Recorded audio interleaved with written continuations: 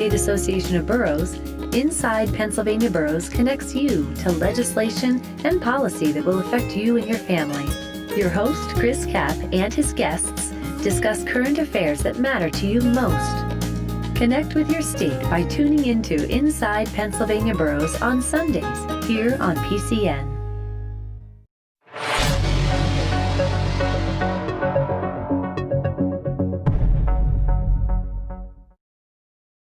I'm here with Peter Marcus, Communications Director at Terrapin. Thank you for being with us today. It's a pleasure. Thanks for having me. So just for some background, can you describe what your business is and what you guys do? Sure. So Terrapin in Pennsylvania was one of the first grower processors to receive a license for medical cannabis. We have a grower processor facility in Clinton County, where we do a wholesale type of operation for medical cannabis. So we don't have storefronts in Pennsylvania. We do the growing and processing and distribute to about 93% of the dispensaries in Pennsylvania. And from the onset of the pandemic, what kinds of changes have you had to make to continue to operate while still keeping your employees and customers safe? Yeah, so it was a scramble, as it has been for everybody. For cannabis, for medical cannabis, it was particularly interesting because we went from illegal to essential in a very short time frame. It was a milestone, quite frankly, a significant marker for the medical cannabis industry, for cannabis industry in general, to have been deemed essential, life-sustaining, whatever the state's markers were for that. In Pennsylvania, it was life-sustaining. So that was huge to get that status and to get the acknowledgement that we're talking about medicine in Pennsylvania, and we're talking about 230,000 patients who rely on this. That was the first step. And then it was, okay, now that we're open, how are we going to do this safely? How are we going to keep our employees safe? It's a production facility. You got people in there. We had to practice social distancing, new hygiene standards. So as a company, things that we've done is, first of all, we staggered shifts so that less people were working in the production facility to be able to maintain social distancing. We actually reached out to attorneys who work in labor practice fields to develop a COVID preparedness and response plan for us. It's a long document, which we made all of our employees read, digest, sign. It's everything from social distancing to not coming to work if you're not feeling well. We implemented temperature checks as the employees come in the door. We ask that they acknowledge that they haven't done any traveling to any hot spots, that they haven't been around anybody with COVID. And then obviously we implemented contact tracing practices for just in case. We're blessed and fortunate to say that we have not had an outbreak of COVID throughout Terrapin's entire operations, Pennsylvania, Colorado, and Michigan. And that's about 300 employees company-wide. So we view that, A, as fortunate, but B, as that we adapted very quickly to the changes, which kept us up at night and gave us a lot of anxiety. And some of the stuff had to be done in like 24 hours, and so you had to rethink SOP, but not to say that it's not still evolving and that changes won't continue to be made, but we feel that the plan and the response we came up with, based on the fact that we haven't seen outbreaks, even in places where there were hot spots, indicates to us that we've been successful with transitioning. So you mentioned that you were designated as one of the essential businesses, particularly in Pennsylvania. What have you noticed about the demand for cannabis?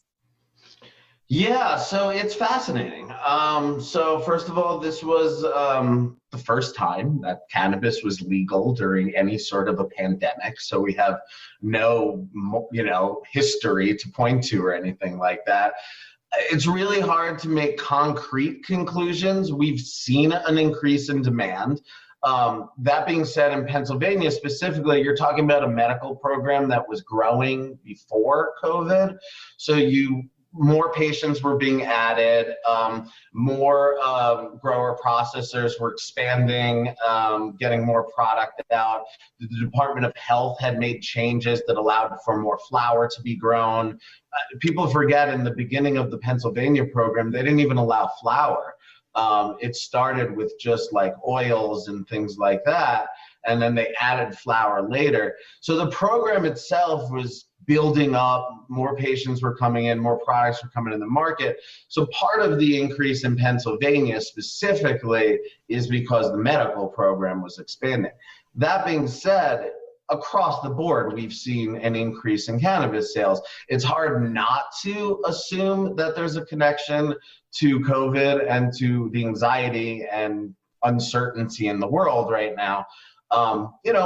The whole point, at least in Colorado, and when we started the marijuana legalization movement, really, the point of it was always to regulate marijuana like alcohol when we're talking about the recreational side. Obviously, on the medical side, it was to provide necessary medicine. And so if you're talking about a normalization either through the medical or through the recreational lens, then people turn to cannabis as they would to other, things like alcohol and things like that. This was the first time they had an alternative. It used to be that if you had to live through a pandemic and you were quarantined and you may have lost your job and it seems like the world is ending and you're like losing your mind, you probably sat at home and had a few drinks. Now people have the alternative, the opportunity to potentially use cannabis during an anxious time. And of course, in Pennsylvania, there's conditions that would relate to COVID as it pertained to medical cannabis. And so people just had that option. And so, yeah, I think that you probably saw people turn to it as an anti-anxiety comfort kind of thing. But it's very difficult to draw any concrete conclusions as to why that is or whether that was the case, just because already marijuana was new, already marijuana was growing, and already demand was increasing. So I think it's a little bit of both. And speaking more broadly, can you sort of describe the journey that your products take from being grown to once it reaches customers, and which parts of that process have been affected by the pandemic? So when it comes to the process, believe it or not, it really didn't, other than having to put in the social distancing and health standards and the COVID plan and stuff like that, in terms of the production, it was the same thing, which is just try to get as much production done as possible to fill the demand. In Pennsylvania, we're dealing with a shortage. It's getting better, but the shortage has been there. So from a production standpoint, things didn't change, at least for us, significantly. We have major changes coming that isn't necessarily related to COVID.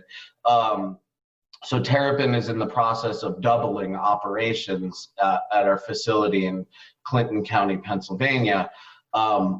Through the COVID lens, it's a big deal for Clinton County. The economy was already taking a major hit. The chamber out there was telling us that the fact that we could have an expansion announcement during such a dire economic time is a big deal for the community. So we kind of sped up our plans to try to, get things going quickly so we can have a bit of good news. We already employ 75 people at our facility. We'll be adding 30 jobs with this expansion, adding another 35,000 square feet, essentially doubling our light production, our lights for production and all of that stuff in there. It's a $6 million expansion project in the region, which for Clinton County is a big deal. So we will be having changes in production in terms of getting more products out, but that was part of the plan. We kind of sped it up and realized that we need to move on this faster. And not, we were already doing it, but we kind of put the pressure on to move it a little more quickly because we saw that there was going to be more of a demand and stuff. So from that standpoint, we're moving a little faster. But again, the expansion was always part of just the program expansion. branding and all of that. And where are you so far in that process of expansion for that facility in Clinton County? Yes, so boots are on the ground. The ground has been broken. The construction is underway. Roofing is well, if not done already, well on its way. So we're anticipating having our job fair this fall. And again, Terrapin's focus, at least specific to Clinton County, has been on trying to hire veterans. Very, very, very high veteran population in that region. A lot of veterans also who were unemployed in that area. So our first job fair was actually at a VFW post in Clinton County. I don't know. We're as of right now, we're planning on a virtual job fair, given the times. We did one in Michigan when we launched in June in Grand Rapids, Michigan, and it was actually incredibly successful. So we're looking towards a virtual job fair. The last time we did it, we had nearly 300 people show up for the job fair. So we're expecting demand will be high.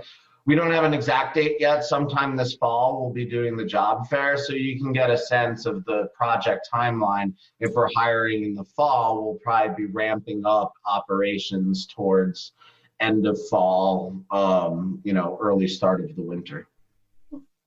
And finally, you mentioned that the industry in Pennsylvania was already growing before the pandemic, and this new expansion is a good sign. Do you think after the pandemic, beyond the pandemic, that trend of increased demand will continue, or maybe possibly because of the pandemic? So I looked to Colorado. Colorado was the first state to legalize marijuana. Well, at least the first state to have retail sales, and of course the first state along with Washington to legalize. We've had sales now since 2014. Everyone keeps waiting for the bubble to pop. We just had our highest sales month in Colorado history for cannabis sales. So the demand continues to grow. I think you've seen the industry start catering products towards a wider audience with less of a focus on getting intoxicated, more of a health and wellness type of focus. Solves, creams, high CBD, low THC type of products. And so with this variety, newer audiences, newer consumers are suddenly realizing, I guess people don't always do this to get high.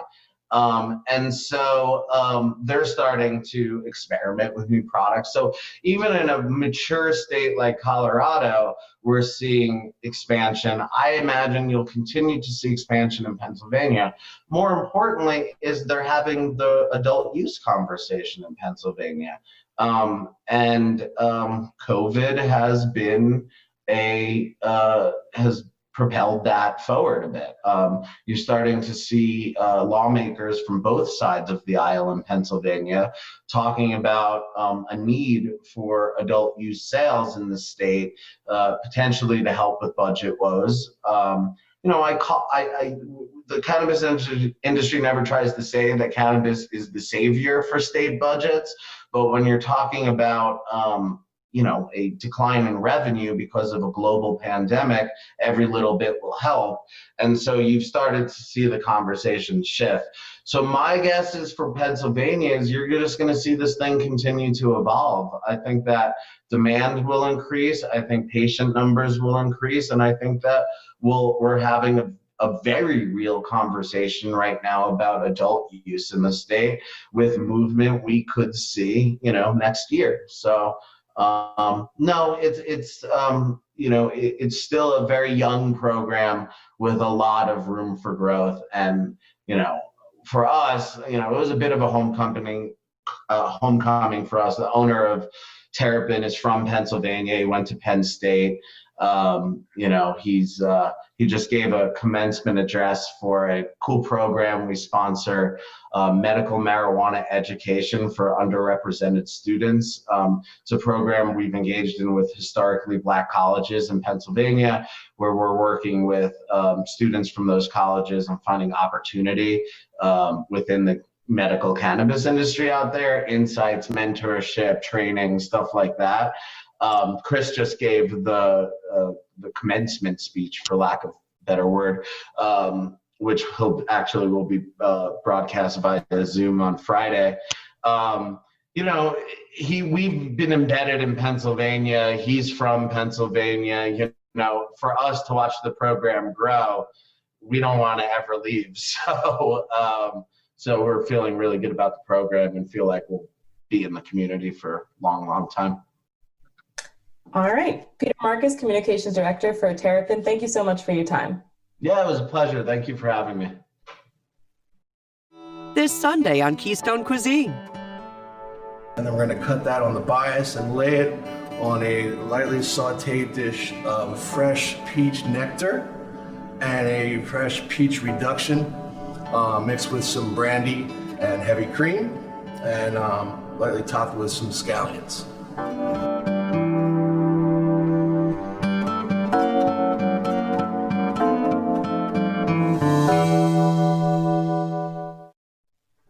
I'm here with David Mekeel, reporter at the Reading Eagle. Thank you for being with us today. Sure, anytime. So with schools reopening or starting to reopen in the Reading and Berks County area, some have probably already started. Are most schools in the area choosing to do virtual learning or in-person classes, or is there kind of a combination of both in the area? There's a combination of both. There's only one. We have 18 school districts in Berks County, and only one, Hamburg School District.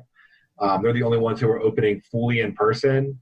There had been some other districts who had originally planned to open fully, but have now changed to either hybrid, half in person, half online, or fully online. I think we have 7 districts now that are fully online, and then the other, I guess that's 10, if I'm doing my math right, are doing some sort of mix. Some of the districts are having younger kids, elementary school kids, still coming in person, and then middle and high schoolers either learning virtually or half and half, either switching off days or AM and PM, so that keeps the number of kids in the building down.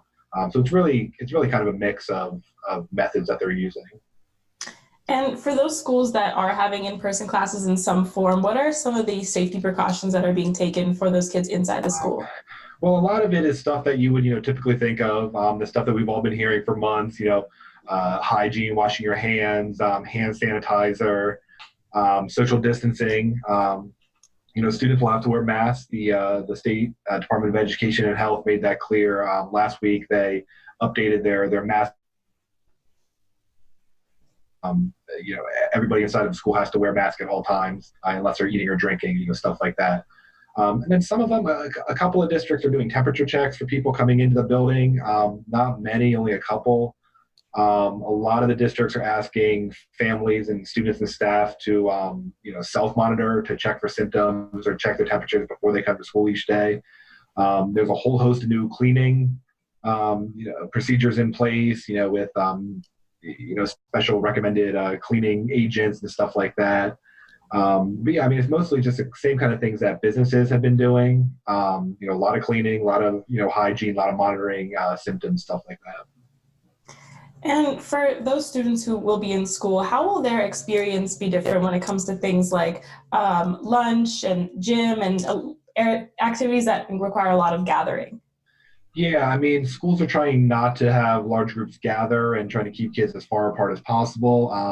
For lunches, most school districts are going to try to either stagger lunch periods so there aren't as many kids in a cafeteria at one time and they can space out when they eat.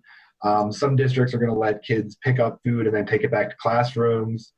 So they're trying to keep kids as far apart as possible during those kind of times. With gym classes, things like that, a lot of recommendations I've seen have been to hold as many things outdoors as possible and to not do anything that would involve contact. Like you're probably not going to be playing, basketball inside the gym. Like that's probably going to be off the table right now.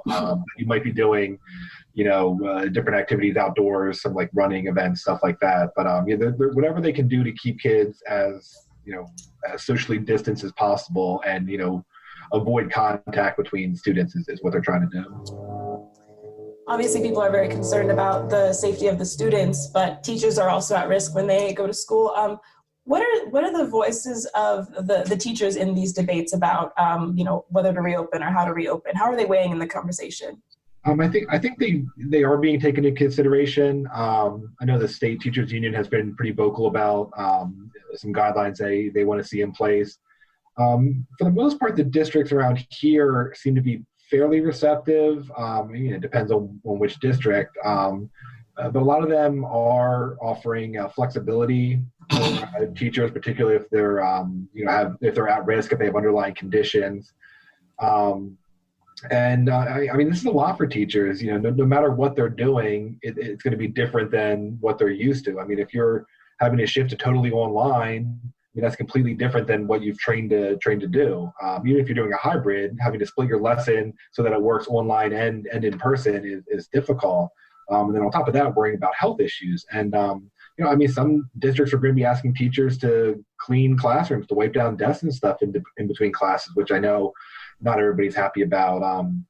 We do have a couple districts where the students will be learning virtually, but the teachers will be teaching from the school buildings. So the teachers will still have to be coming into the classroom and teaching from there, which I know has caused some concern for some districts, for some groups of teachers.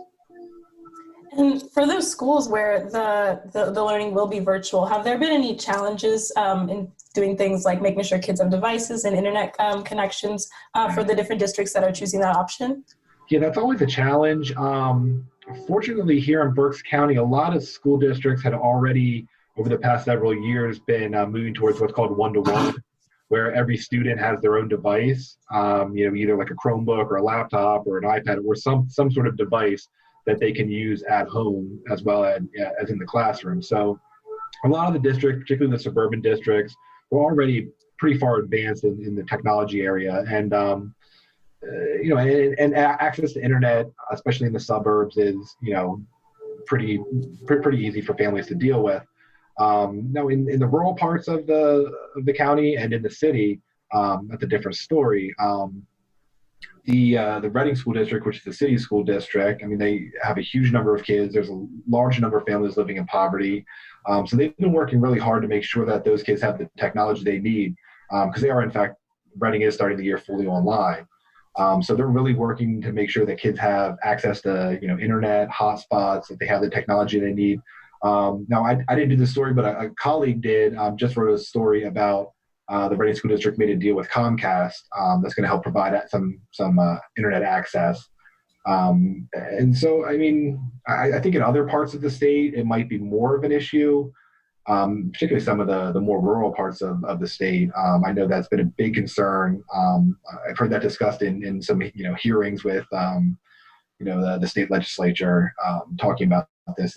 That comes up quite a bit, access to this technology, because it doesn't do you any good to be learning online if you don't have a computer, if you don't have internet. I mean, you can't do it. Of course, a pretty major concern is what to do if a child gets sick at the school. Have there been any discussions or decisions made about what schools are supposed to do in that situation? Yes, actually the state, the Department of Ed and Department of Health just put out guidance. I think that was just last week they put out guidance as to how that should be handled. They have a little bit of a rubric that has, depending on how many cases and, how big the school is and kind of what level of community spread is going on in the county that you live in. It tells you different options that you have, and it goes anywhere from just having the student or the staff member have to go home and quarantine and cleaning to completely shutting down a school for up to 2 weeks. So I mean, it really depends. It really depends on a lot of factors. How many cases you have and things like that. And finally, as you mentioned, this is changing constantly. Many schools have had to change their tactics. How possible is it that even more schools will have to switch what method they choose in the coming weeks? That's very possible. I think a lot of the school leaders I talk to, I think they're preparing, knowing that there's a very, very good chance that things are going to change. As we get further into the fall, if COVID cases, don't go the right direction. All of a sudden you're going to add on top of that flu season, things like that. It's very possible that, schools who are doing all or some in person right now will find themselves online, by the end of the year. That would not be shocked. I think most people are expecting that to happen, and preparing to make that adjustment, because it was very difficult in the spring. It was very unexpected. School districts didn't have time to prepare.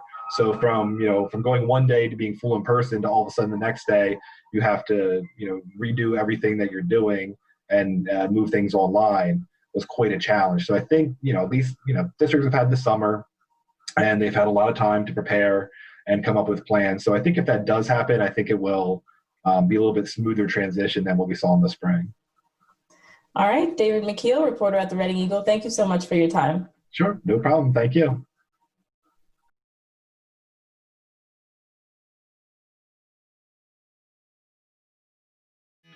Hey parents, looking for a fun summer activity for your kids? Let us help. Civics 101, the video game, is a great way to keep your child engaged and interested in learning about Pennsylvania. The more they learn about voting and our 3 branches of government, the further they advance through quizzes, fun reviews, and more. Start the learning today at pcntv.com. PCN, Pennsylvania Politics and Policy.